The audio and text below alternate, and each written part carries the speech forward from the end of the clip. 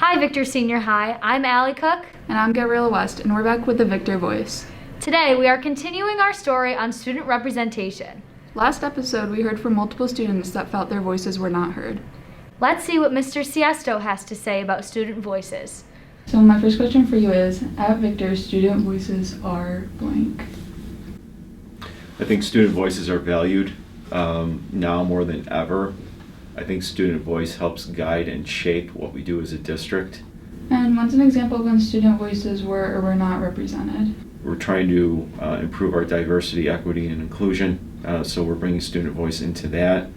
There were times where student voice maybe was not heard as much. Some of the instructional shifts that we had to make last year during COVID, those were made mostly by the adult educators. We found out about a year ago, we met with a group of students where some of the changes that we had made were not working. It's important to make sure that you have student voice whenever you make a huge sweeping change in decisions. Sometimes decisions have to be made that just you have to just start with something. But for the most part, we try to make sure that we're collaborative and explain the reasoning behind our decision making. So we asked the same questions to students and teachers, and many students said something to the effect of that their voices were not heard. And many students did bring up the petition that happened about online learning. Mm-hmm. What do you have to respond to that with? You know, that was a tough situation. I understand the frustration with that. The tough situation is that we were trying to provide students with a quality education. And at the time, if you chose to come to school, you were still only coming to school 2 out of 5 days a week. We didn't want to see students falling behind academically. I think largely that did happen last year for no fault other than it was COVID.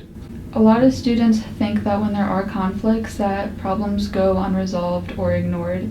Do you think that problems or conflicts that do happen are properly addressed, or there are some issues? I think we do the best that we can. There's quite a bit that we have to make sure that we preserve when it comes to confidentiality. In a school setting, we have to make sure that we're respecting everybody's rights, but also their privacy, and what can and cannot be sometimes explained. We understand what the normal line of thinking is with that in terms of wanting to know information, but there are certain times where we just can't share information.